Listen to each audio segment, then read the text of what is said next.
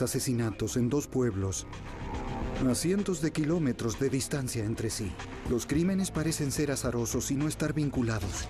Mientras los investigadores buscan un móvil, descubren que ambos crímenes son obra de una determinada banda. La policía local y el FBI deben desentrañar una madeja de mentiras para detener a una peligrosa gavilla que mata a hombres para obtener sus identidades.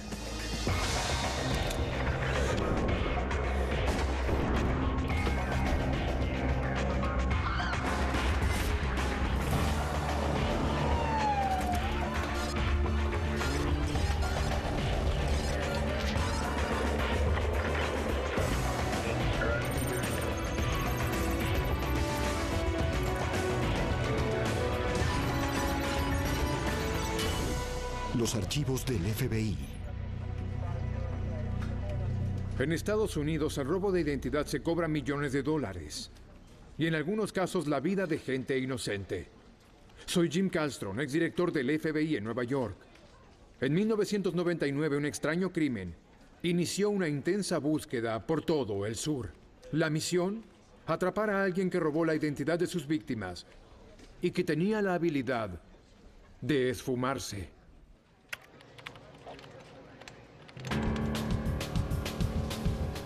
Identidad robada. En el condado de Henderson, Kentucky, el 10 de marzo a las 3 a.m., la oficina del comisario recibe una llamada. Un hombre informa que un extraño está rondando su casa.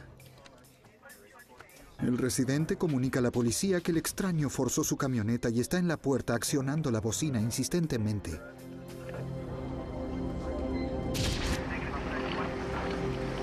Cuando el ayudante del comisario llega, descubre que el supuesto ladrón de autos es un hombre de 62 años. Está empapado y sufre de una severa hipotermia. El hombre se identifica como Richard Dorman. Dice que dos hombres lo secuestraron a punta de pistola y lo lanzaron al río Green. Y que él forzó la camioneta para conseguir la ayuda de alguien. La policía lo llevó al hospital. El teniente Frank Grubb, de la oficina del comisario del condado de Henderson, es llamado para interrogar a Dorman. El teniente Grubb no reconoce el nombre, pero sí el rostro. Nos encontramos entre las 2 y 3 de la mañana en el hospital. En cuanto vi al sujeto, era igual a la foto. Era el de la foto. La foto es de una cámara de vigilancia de un banco. Grubb buscó al hombre misterioso de la foto durante 4 semanas, desde que atendió una llamada de emergencia desde una granja local.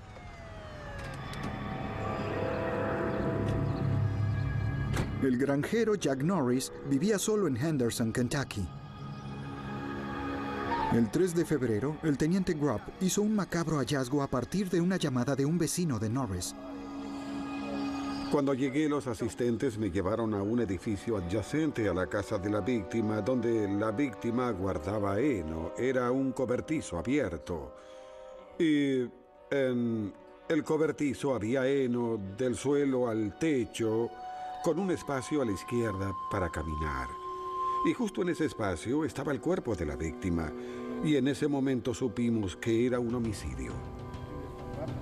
El cuerpo de Jack Norris estaba cubierto de sangre, como matado a golpes. Parecía que algo había perforado su espalda varias veces. Había una piqueta cerca de la entrada. Al examinarlo vimos que tenía sangre en el mango. La piqueta tenía unos 3 centímetros mojados.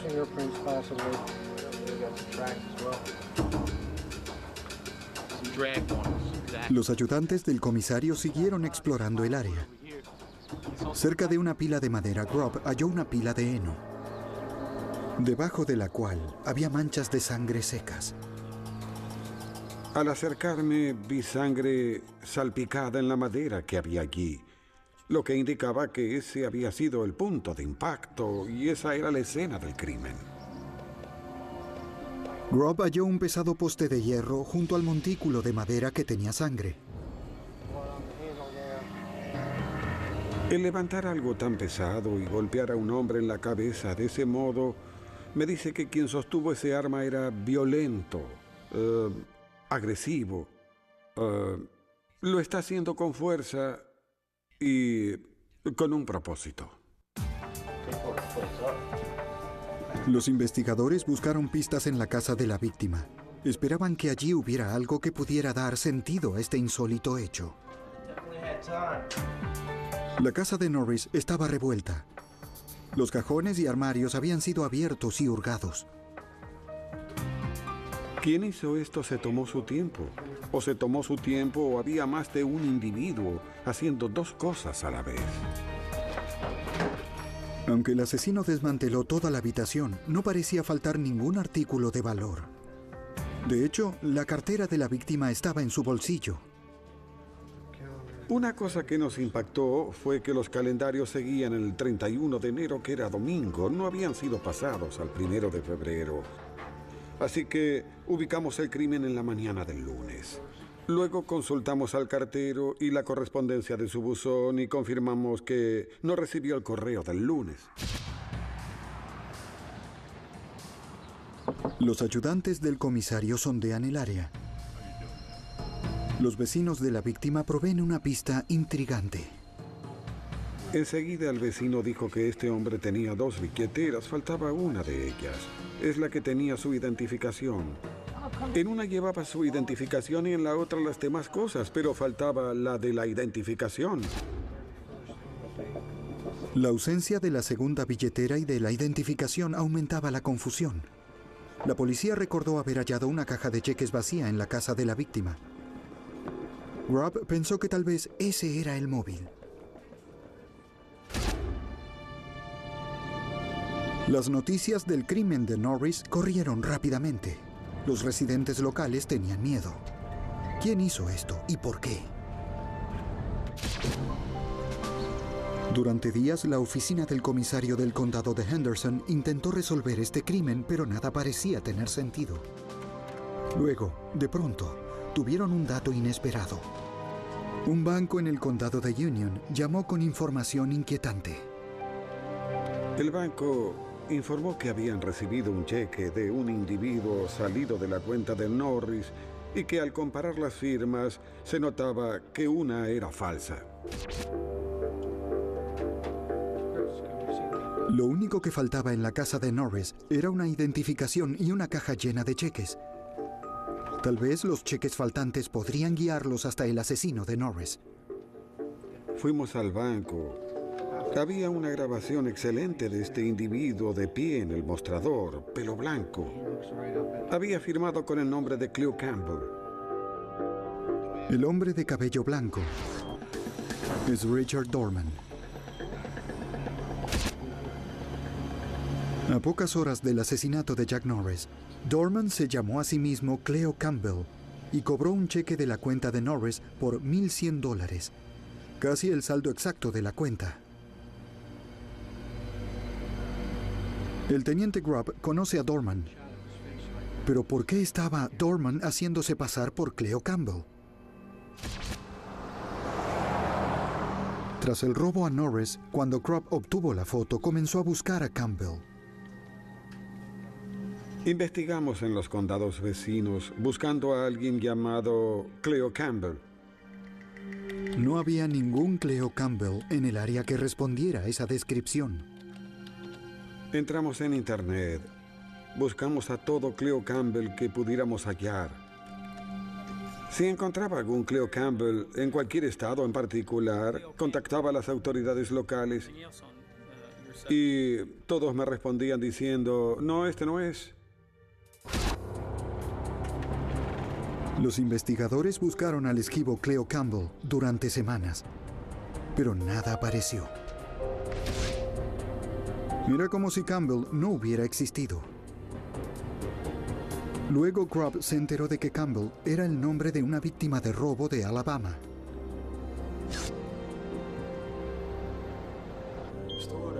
El misterio en torno a Richard Dorman aumentaba.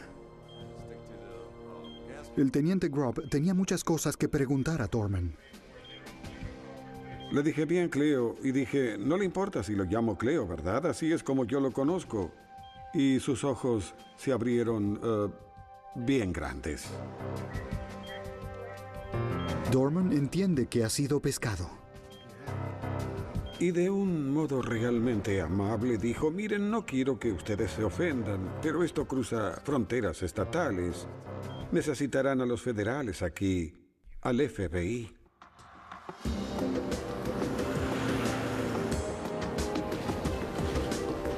El teniente Grubb llama al FBI.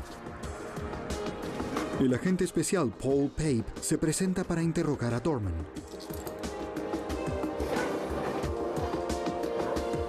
Dorman cuenta una historia increíble. Dice a la gente que él accedió a conocer a un hombre llamado Charlie Stewart en una parada de camiones en Clarksville, Tennessee. Charlie Stewart, según Dorman, era el líder de esta banda que robaba y cobraba cheques asumiendo la identidad de otras personas. Nos dijo que él era un cobrador de cheques. Charlie le dio a Dorman la identificación falsa y el cheque de Norris. El día previo a su secuestro, Dorman fue informado de que había un problema y que Charlie quería hablar con él al respecto. Agente especial Paul Pape. Mientras esperaba a Stewart, un joven se acercó a su auto y dijo, ¿es usted Richard Dorman? Y Dorman dice, así es, ¿qué quiere? En ese momento, el joven se lanza hacia Dorman y tenía una pistola paralizadora en la mano y trataba de darle una descarga con ella. Otro hombre mayor se acercó al auto de Dorman y tenía una pequeña pistola Derringer que apuntaba a Dorman. Y en ese momento, Dorman, al ver el arma, dejó de resistirse y dijo, ¿de qué se trata todo esto? Y el hombre mayor dijo, Charlie quiere verte. Cultos apocalípticos, matrimonios plurales.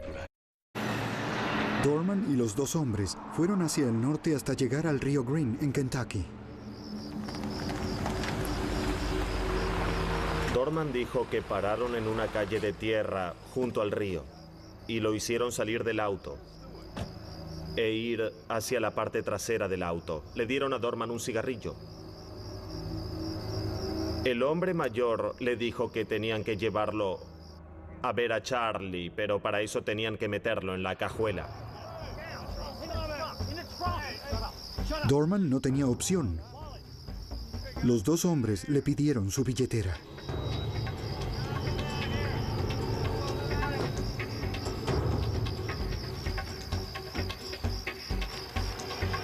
Y de pronto el vehículo arranca con él en la cajuela y cae por un barranco de unos 6 metros hasta el río Green.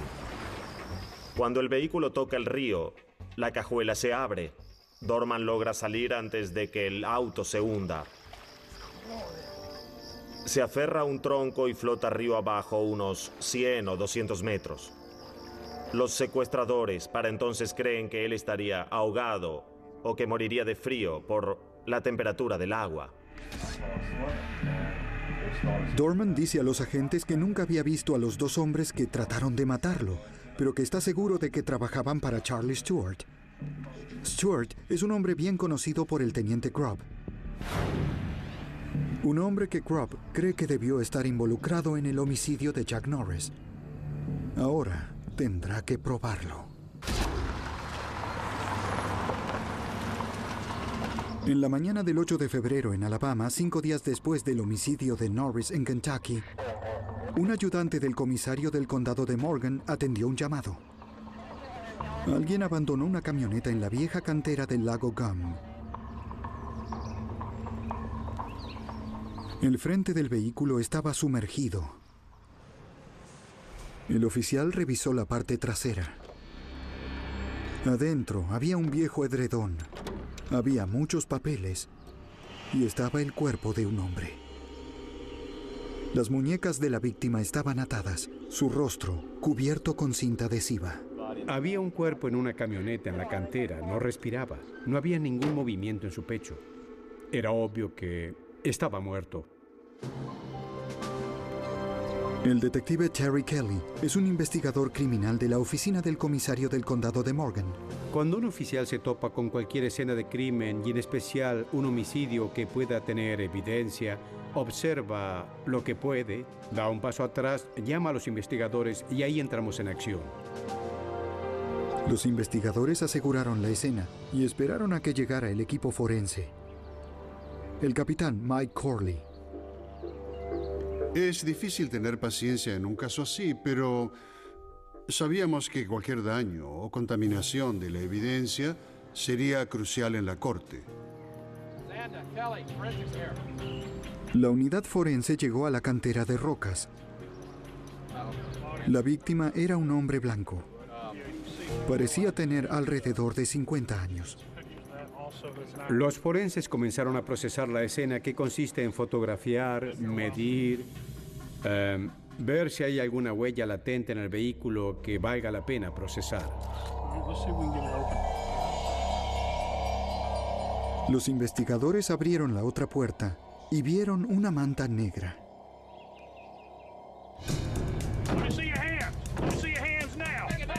Y vimos que se movió. Alguien dijo, hay movimiento. Para ser honestos, nos asustamos. No esperábamos eso.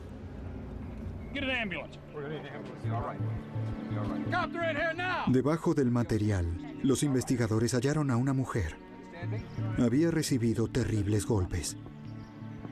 Ella también estaba cubierta de cinta. Tenía cinta alrededor de la boca y de las manos.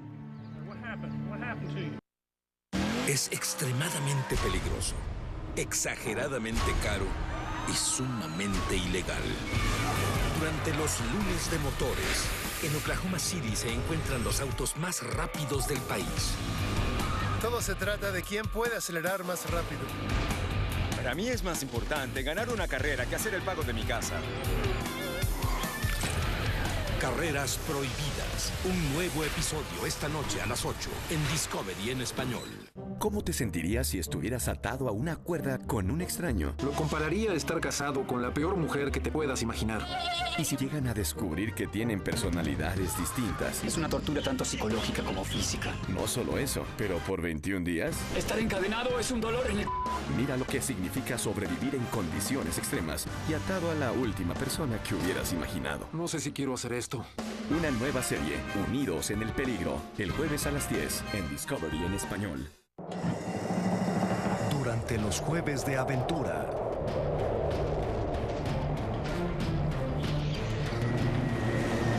Me gusta vivir aquí, pero no es nada fácil. Tenemos un amigo que no regresó anoche a casa. Esto no se ve bien. ¡George! Siempre hay alguien que no va a regresar a casa. Una nueva serie, Hombres del Ártico, el jueves a las 9 en Discovery en español. Los pulidores de muebles dejan grasa por todos lados. Te presentamos Amish Secret, creado a mano en los Estados Unidos para darle vida a la madera. Amish Secret limpia capas de cera para revelar el brillo fresco sin dejar ningún residuo pegajoso o aceitoso. Amish Secret limpia y protege contra manchas futuras en un solo paso. Pulimos toda la mesa con la competencia y aplicamos Amish Secrets en el centro. Después de ponerle tierra y mugre, nada se pega al Amish Secret. No más polvo, esto es genial. Lo compro ya.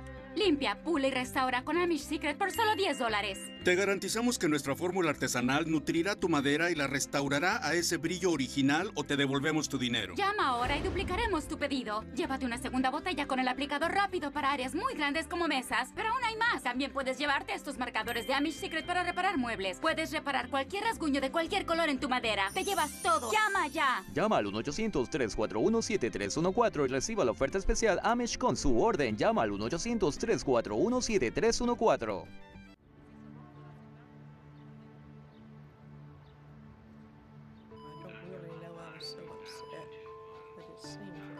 La policía interrogó a la única sobreviviente, Florence Nichols. Ella les contó lo que había ocurrido. Florence y su hijo James volvían a su casa de un mercado de ocasión. Él era un comerciante.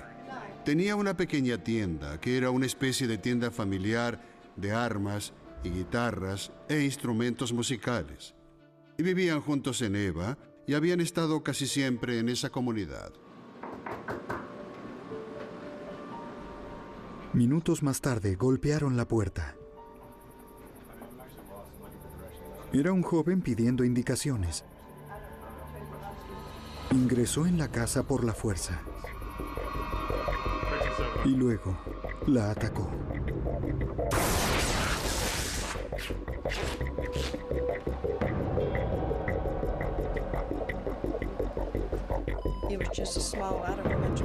Pero ella dijo a los investigadores que oyó una segunda voz masculina.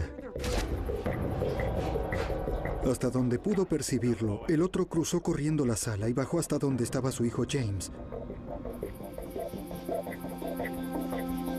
Minutos después, la lanzaron en la parte trasera de su camioneta.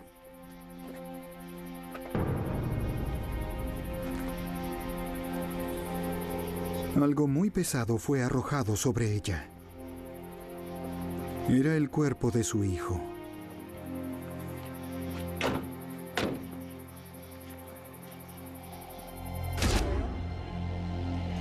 Según Florence, la camioneta anduvo unos minutos y luego se detuvo.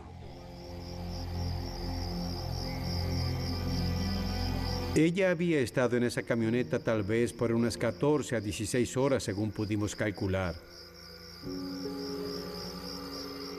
Y todo el tiempo con su hijo muerto encima de ella, temiendo por su vida. Florence Nichols describió a sus atacantes. El hombre que tocó a la puerta era joven, de unos 20 años. Ella no pudo ver al otro. No tenía idea de por qué alguien querría lastimarla a ella o a su hijo.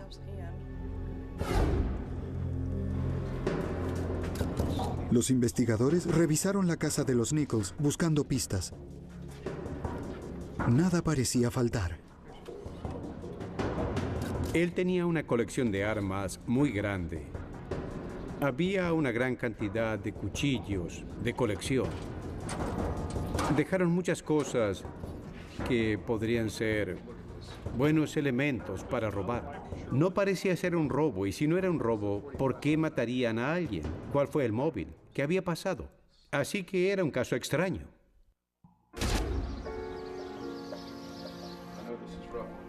Los investigadores volvieron al hogar de los Nichols.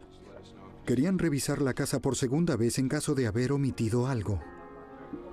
Esta vez Florence Nichols les dijo que revisó con cuidado sus pertenencias y descubrió que faltaban algunos artículos, algunas armas de colección, algunos cuchillos, cerca de $200 en efectivo y la chequera de su hijo.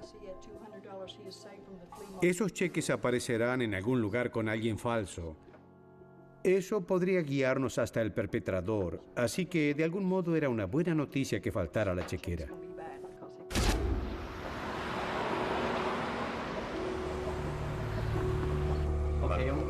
El FBI y la policía ahora trabajan en 2 homicidios y una serie de robos que, según sospechan, están conectados con Stewart. Había un extraño paralelo entre los casos de homicidio de Alabama y de Kentucky. Teniente Frank Rupp. Stewart parece tener una conexión obvia entre ambos casos. Y el tipo de homicidio es el mismo. Parecía que el hombre de Alabama había muerto por su identificación y encajaba con lo que teníamos. Así que en ese punto nos concentramos en Charlie Stewart. Cuando se arma un caso es emocionante. Y cuando las piezas se encajan entre sí, eso es más de lo que podía pedir. Sentimos que lo teníamos. Pero para resolver el misterio, los investigadores primero deben hallar a Charlie Stewart. Los agentes presionan a Dorman. Este comienza a brindar a los agentes detalles sobre Charlie Stewart y su mortífera banda de robo de identidades. Dorman había estado trabajando con Stewart durante 2 o 3 años. Siempre le proveían identificaciones de personas parecidas a él. Él entraba muy tranquilo al banco sabiendo que tenía un cheque robado y a veces el cheque de un muerto, y pasaba sin sudar una gota, ni un músculo en tensión. Un profesional. Irónicamente, Dorman fue blanco de la artimaña de Stewart. Cuando Stewart contrató a 2 hombres para matar a Dorman, se llevaron su billetera antes de arrojar su cuerpo. Hasta ahora la policía y el FBI habían identificado a 2 miembros de la banda de ladrones de identidad. Richard Dorman está bajo custodia, pero el más peligroso de todos, el sospechoso de homicidio Charlie Stewart, sigue suelto junto con sus secuaces no identificados. El FBI y la policía esperan que Dorman pueda guiarlos hasta el hombre antes de que haya otra víctima.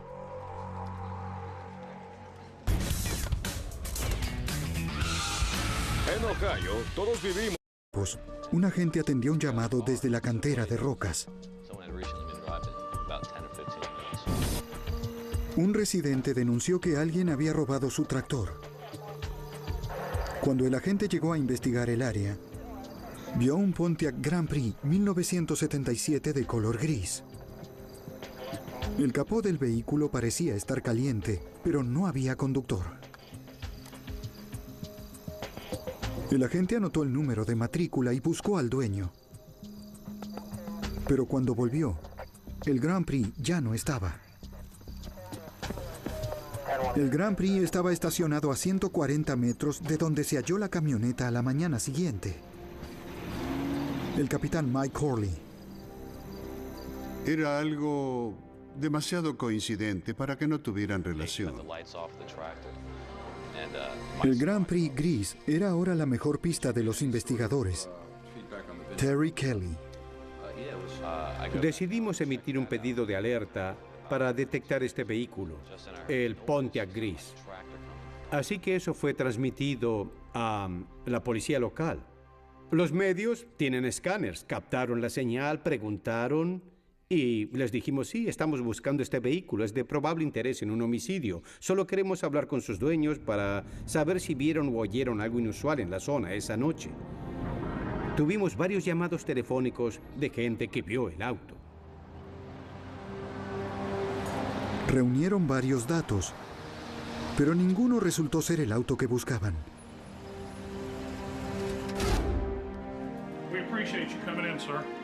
Días más tarde, un hombre local se contactó con la oficina del comisario del condado de Morgan con un dato prometedor. Dijo a los investigadores que deberían echar un vistazo a un hombre que se hacía llamar Larry Butler y que tenía un Grand Prix gris. Según este hombre, Butler se fue de la ciudad en una motocicleta cerca de la hora del homicidio de James Nichols. El Grand Prix no volvió a verse después de eso.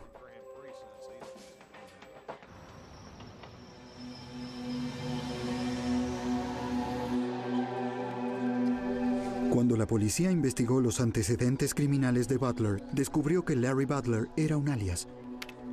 Su verdadero nombre era Charlie Stewart. Tiene numerosos alias y una larga historia criminal. Robos, asaltos, crímenes violentos y una orden de arresto vigente del estado de Florida. Cuando encuentras a alguien con ese tipo de historia criminal que de pronto desaparece en la noche de un homicidio y nadie sabe de él, tal vez parezca algo cínico, pero también es bastante sospechoso. El FBI obtiene un dato. Agente especial Paul Pape.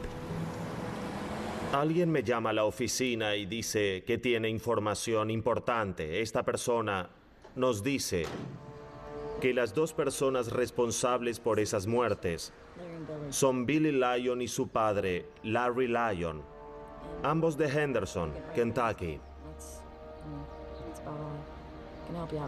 Según la informante, Billy Lyon dijo que planeaban robar una tienda de tabaco en Evansville, Indiana, donde solía trabajar. Su plan era matar al gerente y robar la caja fuerte. Se suponía que eso pasaría bastante pronto, así que con esta información se intensifica la urgencia del caso en el que no solo hay crímenes pasados, sino también hay uno pendiente. Teníamos que actuar de inmediato.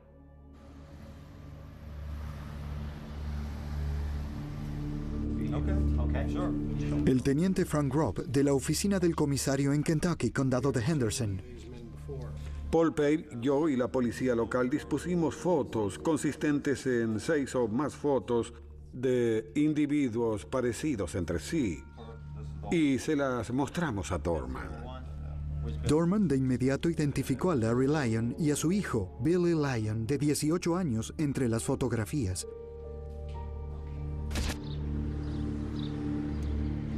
Iniciamos una vigilancia en la casa de Billy Lyon en Evansville, Indiana, con el FBI y la policía de Evansville. Y también pusimos bajo vigilancia la casa donde Larry Lyon vivía en Henderson, Kentucky. El plan era obtener órdenes de registro y arresto, tanto en Indiana como en Kentucky, para los 2 sospechosos, sus casas, sus autos, y que todo estuviera coordinado, traer ayuda extra de las áreas vecinas para coordinar estas búsquedas. Pero según se dieron las cosas, este plan no funcionó. Billy Lyon sale de su casa en dirección a Henderson, donde vive su padre. En este punto debimos tomar la decisión. ¿Dejamos que Billy Lyon se vaya corriendo el riesgo de perderlo?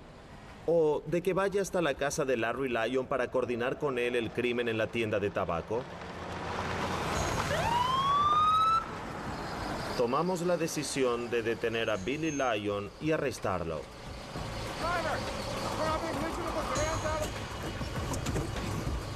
Poco después de entrar al estado de Kentucky, el departamento de policía de Henderson detuvo el vehículo de Billy Lyon junto con unidades secretas de la policía de Evansville y del FBI y llevamos en custodia a Billy Lyon. Cultos apocalípticos, matrimonio. Los agentes interrogan a Billy Lyon en la estación de policía de Evansville. Se notaba por su actitud que sabía en ese momento que todo había terminado. Estaba obviamente renuente a hablarnos.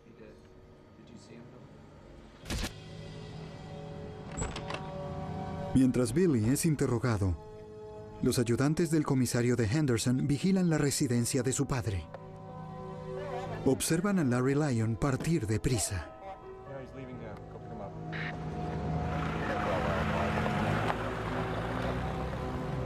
Las autoridades temen que Lyon se haya enterado de que su hijo fue arrestado y que esté intentando escapar. Teniente Frank Gropp. En ese momento creo que un patrullero de la ciudad fue tras él y lo detuvo. El oficial de la ciudad lo tendría detenido hasta que llegaran otros oficiales. Pero Larry Lyon no permitió que esto ocurriera.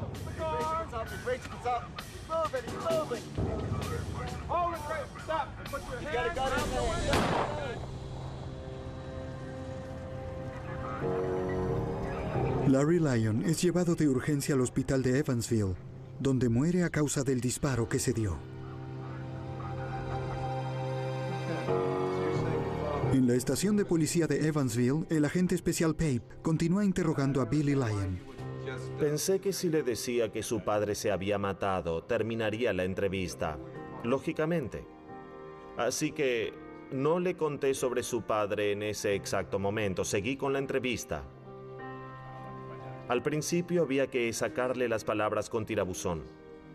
Y en realidad se abrió cuando le dije que sabía que Charlie Stewart estaba tras todo esto y que él era responsable, al menos en parte, por darles las órdenes a él y a Larry de ir a cometer esos crímenes. Lo primero que Billy me dijo fue: Charlie Stewart está loco. Y siguió hablando de los homicidios de Jack Norris y de Nichols en Alabama, y sobre el secuestro de Dorman y de que lo echaron al río. Le echó toda la culpa a Stewart, que Stewart los mandaba a hacer eso. Billy Lyon le dice al agente especial Pape que Stewart sería imposible de atrapar. Es muy listo. Sabe cómo sobrevivir en lugares inhóspitos y es extremadamente peligroso.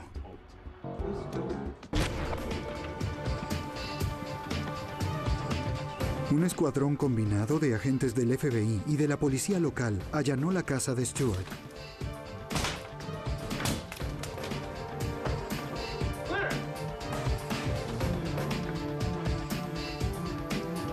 Agente especial Scott Brashears. No hallamos ninguna evidencia de los crímenes, pero sí varias cosas interesantes, y había hecho un agujero en el piso de su tráiler para poder salir por atrás.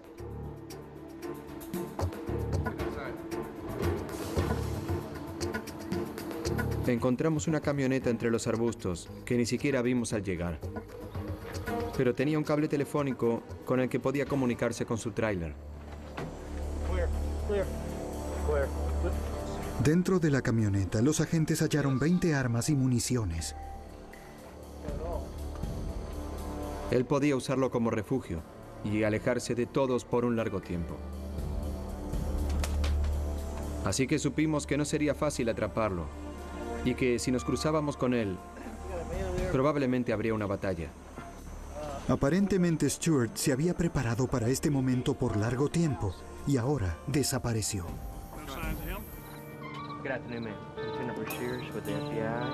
Los agentes vuelven a entrevistar a los vecinos del fugitivo. Ellos tienen demasiado miedo de decir si han visto o no a Charlie Stewart. Si Stewart se enterara de que ellos hablaron con nosotros o nos dieron alguna información, los harían matar de algún modo, y ellos realmente lo creían. En general le tenían terror y no nos daban mucha información. Luego de un tiempo, y cuando pude entablar una relación con algunas personas, ellos comenzaron a cooperar un poco y a darse cuenta de que, por más miedo que le tuvieran, les convenía más que lo capturaran antes de que estuviera suelto.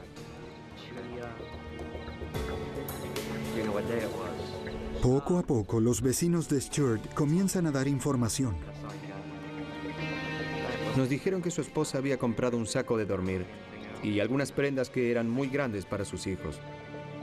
Compró botas 43 y ninguno de sus hijos tenía ese número. Tal vez su hijo de 14 años, pero sus pies no eran tan grandes.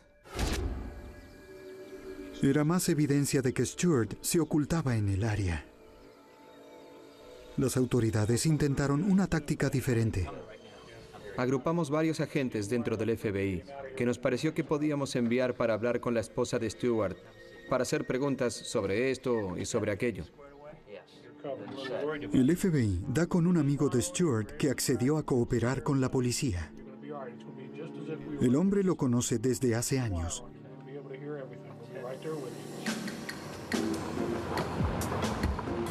Accede a usar micrófono para que los agentes puedan oír su conversación con la esposa de Stewart.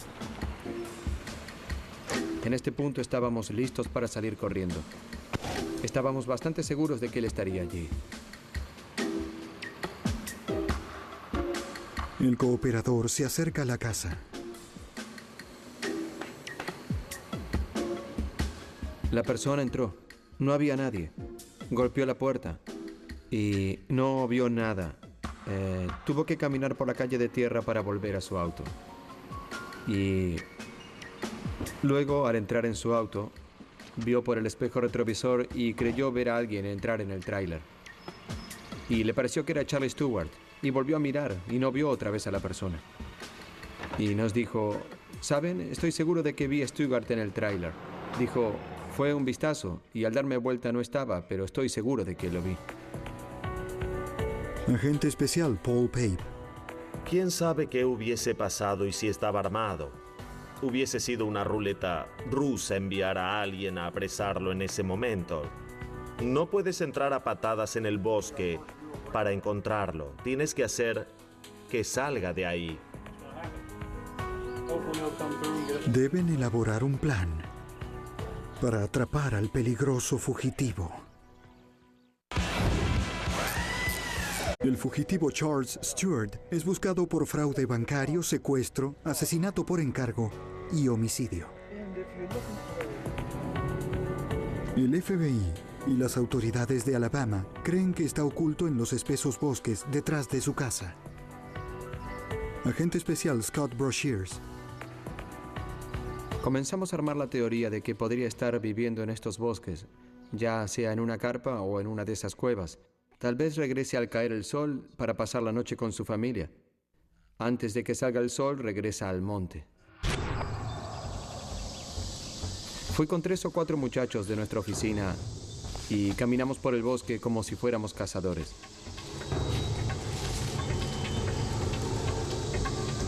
Cuando los agentes encuentran evidencia de que Stuart se oculta en el bosque, Chuck Zanda y Terry Kelly, de la oficina del comisario del condado de Morgan, recurren a la sección perros para rastrear a Stuart.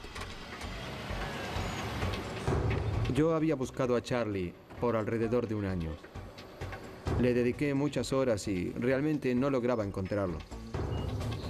Así que no tenía mucho optimismo, o quizás hubiese llevado más gente. A poca distancia de la casa, los perros captan el rastro.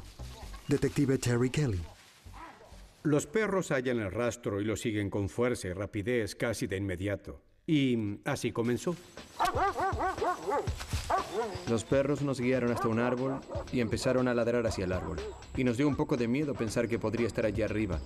Y vimos una caseta para ciervos. La caseta estaba vacía. Pero los agentes no estaban lejos de Stuart.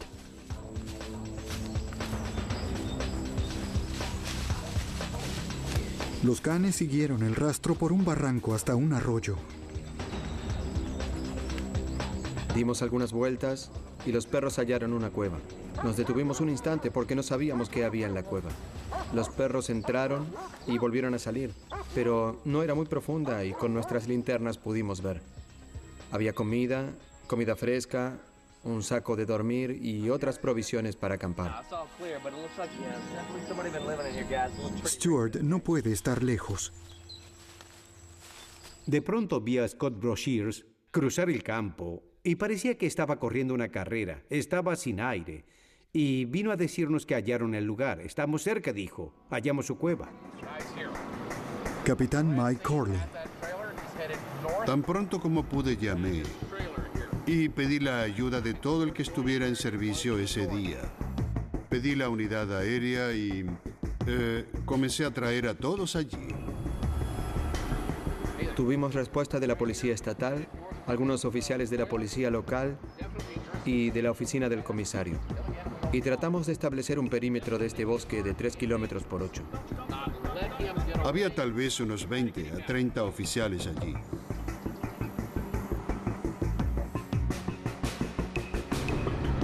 Mientras el equipo canino informa su posición, Corley ubica a sus hombres. Cada vez que un oficial lograba avanzar 100 metros, eran 100 metros que le quitábamos. Lo que quería era empequeñecer el área, cerrar el nudo sobre él para que no escapara. Tras quizás unas 3 horas de persecución por el bosque, finalmente escucho en la radio a uno de los agentes diciendo que vio a un sujeto salir del bosque corriendo. Stuart está arrinconado y saca el arma. Y ahora viene tal vez la peor parte de toda la persecución. Mientras oíamos que los agentes se acercaban y que ya lo tenían, escuchamos disparos, varios disparos. No sé si era uno de los nuestros o del equipo canino. Pero unos segundos después oímos que nadie estaba herido y que tenían a Stuart.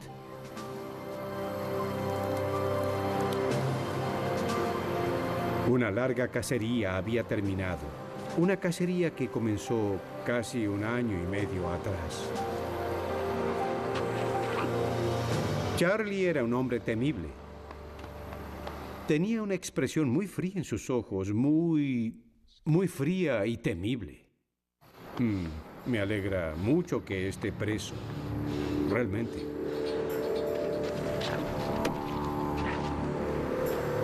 En enero de 2002, Stuart y su banda son enjuiciados y hallados culpables de fraude bancario, secuestro y homicidio. Richard Dorman recibe una sentencia de por vida por su participación en los crímenes.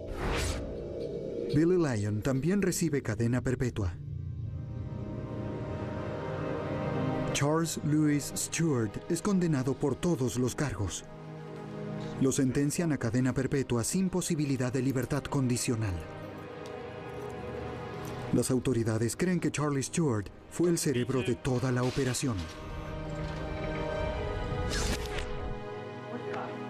Él ordenó a Larry y Billy Lyon que asaltaran a Jack Norris y James Nichols.